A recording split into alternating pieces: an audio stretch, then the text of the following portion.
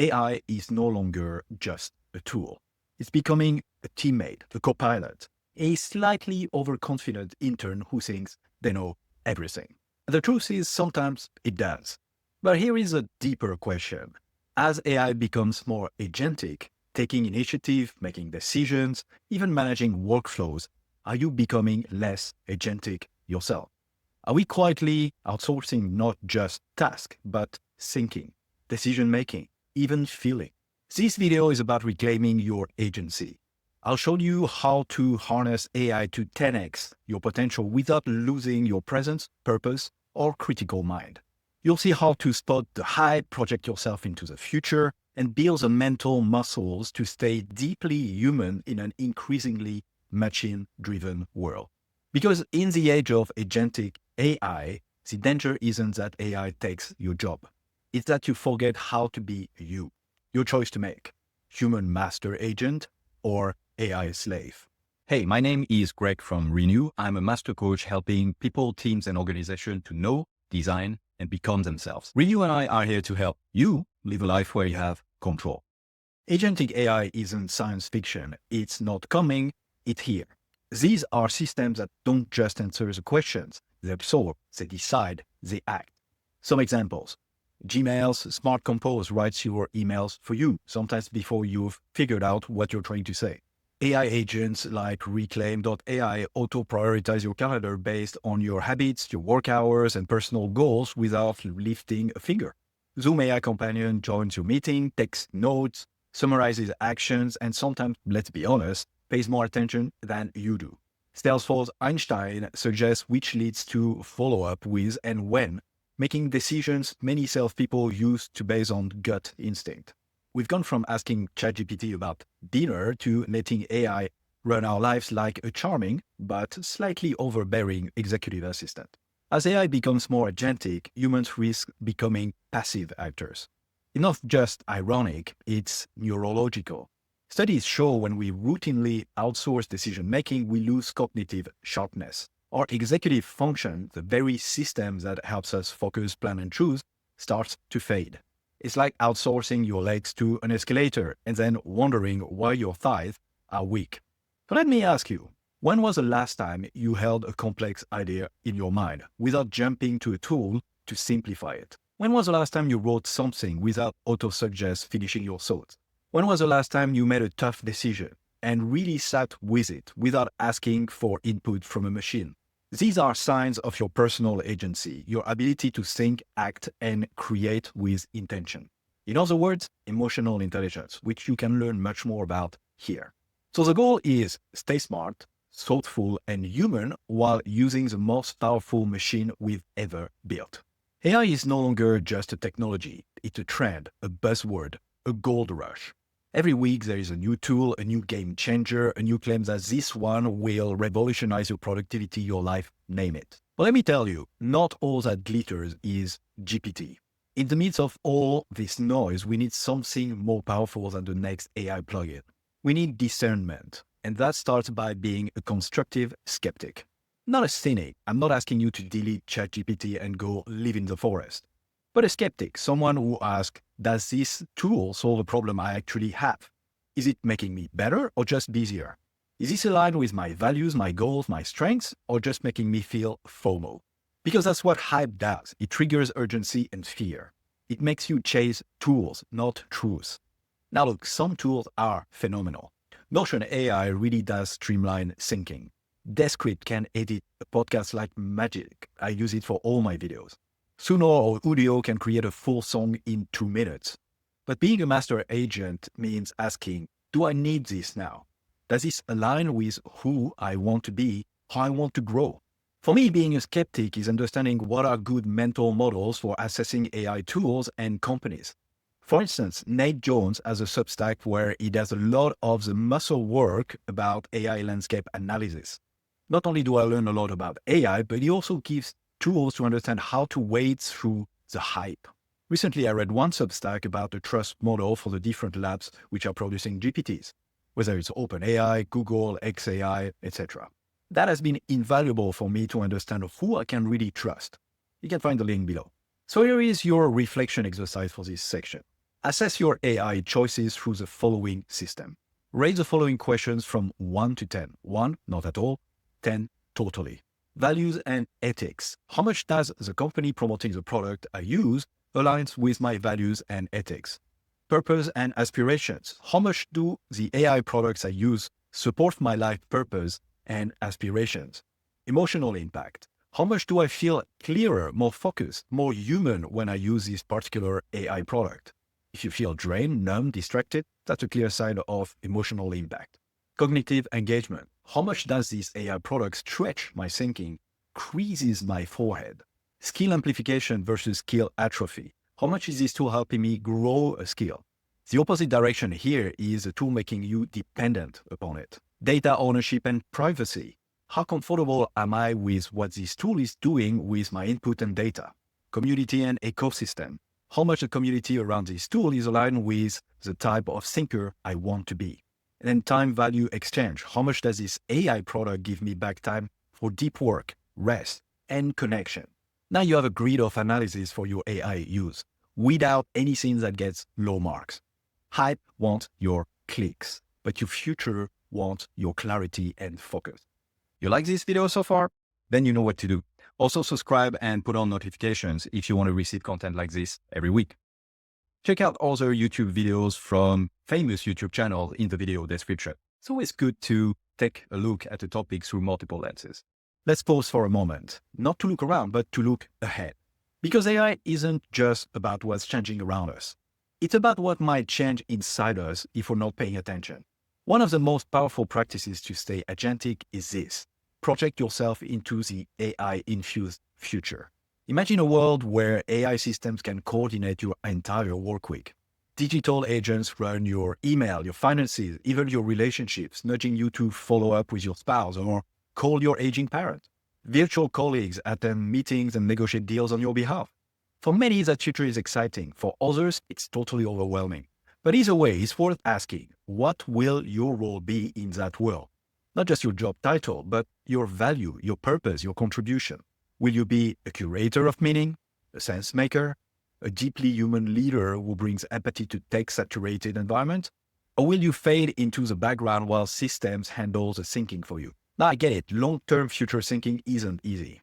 So here is a shortcut. Find someone who already lived in that mindset. It could be a futurist, a thought leader, a creator. Listen to how they see the future. I use a lot of different resources to understand the future. I mentioned Nate Substack before. I also follow Gary Marcus, Peter Diamandis. I read books, etc. Whichever way you choose, make sure that you get a mix of tech hype, like AI will solve all of humanity's problems. Also with some AI doom. AI is Terminator. It will make us meaningless. And also find the middle ground and follow that. Now, once you have those possible futures, hold your current life up to that vision. Ask yourself, if that's where things might go, what do I need to shift now to meet that future well prepared? Is it a new skill, a deeper sense of purpose, a stronger connection to your values? This isn't about being a tech wizard. It's about being intentional. Because while no one can predict the exact shape of the future, we can choose who we're becoming inside of it. I use levels of consciousness to understand where I am going as a person. Learn more about this right here. So here is your exercise. Write down one possible AI-driven future you've heard or imagined. Then write, in that world, I want to be someone who ... Fill in the blank. That sentence is your compass. So you've looked ahead, you've imagined your place in the AI-driven future. Now comes the work of building the mindset and habits to thrive in it. Master agents, people who use AI with clarity and intention, tend to operate around 3 core capacities. I call them the 3 C's: curate, collaborate, and challenge. With curate, you need to be selective with your input. Most people dump a mess of words into an AI prompt and hope for magic. But master agents curate what they give. They provide clear context, specific goal, and value that matter. Because AI is only as good as a frame is given. It doesn't understand your vision, it processes it. That's your job to set the direction.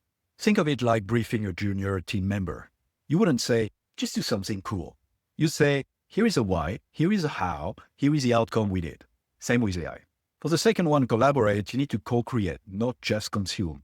AI is not a vending machine. It's a creative partner when you engage with it like one. Master agents iterate. They refine, ask follow-ups, push for clarity. They don't accept the first draft. They shape it, just like a sculptor refines stone. For example, a coach like me might prompt GPT to generate coaching questions for a session, then tweak them based on the client's personality, mood, and goals. Or a team leader might use an AI agent to map different strategic scenarios, then discuss them with the team. It's co-creation, not delegation. And the third one is challenge. Don't trust, test. This might be the most important skill of all. Master agents challenge the output. They question facts. They spot assumptions. And then they ask, does this align with my judgment, my ethics, my experience? Because AI doesn't know what's true. It knows what's statistically likely to follow your last sentence. And if you don't challenge it, you're reacting on something that just sounds confident. AI can give you the wisdom of the crowd, when true, or only dead fish go with the flow. Master agents know when to say, thanks, but no thanks. Let me dig deeper. Because the goal isn't to make AI smarter. It's to make you wiser with AI as your ally. Let's talk impact. You've seen the mindset, you've learned the skills. Now, how do real people actually 10x their effectiveness with AI? The secret isn't flashy prompts or secret plugins, it's alignment. The most effective AI users today aren't necessarily tech experts. They're clarity experts. They know what they want and use AI to get there faster, better, and with more flow. Let me give you some real-world examples. The executive coach, me. As a leadership coach, I use AI in two powerful ways. Before sessions, I prompt AI to generate metaphors or frameworks tailored to the client's context and goals. After sessions, I feed summaries into a custom-made coaching GPT to detect patterns, values, or recurring blind spots. The result is that I get deeper insights, sometimes better questions, and eventually more transformational impact with the client still at the center. A second person could be a solo creator. A solo entrepreneur runs a weekly newsletter, a YouTube podcast, and online course with no team. How? GPT for ideation, Notion AI for writing drafts, Descript for video and audio editing, ChatGPT plugins for SEO and formatting. But she still does the human work. Tone, storytelling, and heart. AI handles the plumbing. She handles a true voice. A third example is a strategist. In corporate settings, I've seen leaders use Agentic AI to simulate different future scenarios, map out org charts based on new strategies, prep talking points for tough stakeholder meetings. So, what could this look like for you? Think of a task you regularly do, something repetitive or creative or complex. Now ask, what am I spending energies that AI could assist with? What would happen if I reclaim that energy for deeper work, for presence, for innovation? What's the one area of my life I could scale without losing soul? That's where your personal AI leverage starts. It's not about automating everything. It's about amplifying what matters and letting go of what doesn't. Let's bring some heart here. Because while AI can help us think faster, work smarter, and scale our output, it can't feel. It doesn't know what it means to sit with grief, or wrestle with doubt, or feel awe at a child's question. And yet when we use AI constantly without pause, something subtle happens. We risk dulling our capacity for those emotional things too. That's why staying mentally and emotionally fit is more important now than ever. The first point to address is cognitive fitness. Don't let AI think for you. Fast answers are helpful until they become addictive. If you always ask AI to explain the concept, you stop struggling with it yourself. And yet it's that struggle, the confusion, the effort that strengthens your brain. So here is one simple practice. Delay the prompt. Next time you are tempted to ask ChatGPT for help, pause. First write down your own understanding. Then compare it to what the AI gives you. These strengthen memory, learning, and metacognition, the ability to think about how you think. Second point is emotional fitness, to stay present in a frictionless world. AI wants to make life smoother, but presence often comes from friction. Think of the best moments of your life. They weren't efficient, they were felt. So give yourself space to feel again. Go for a walk without headphones. Journal without prompts. Have a conversation where you don't multitask. Call it emotional resistance training, because AI won't build this muscle for you. And the third point is about human compass, about purpose, values, connection. Let's ground in what matters. AI can optimize, it can simulate empathy, but it doesn't know your why, your values, your story. the meaning behind what you're building. That compass, that's yours to protect. So here is your final reflection. What kind of person do you want to become with AI by your side? Not AI instead of you, not above you, but with you. Curious about how to find that for yourself? Then you might want to check this video. In this new age of agents, your most powerful asset is not speed, it's presence. So here we are. You've explored what agentic AI is. You've seen how to use it with clarity, intention, and humanity. And hopefully you felt something shift. Because this isn't just a video about technology, it's about you. You, the thinker, the creator, the leader. In a world of increasingly powerful machines, your greatest risk is not obsolescence. It's forgetting how powerful you already are. Being a master agent doesn't mean doing everything with AI. It means choosing wisely what you do with it and what you protect from it. A perfect quote from Buckminster Fuller about this. The best way to predict the future is to design it. Agency choice is everything for me. And if you want to learn much more about the power of choice, then check this out.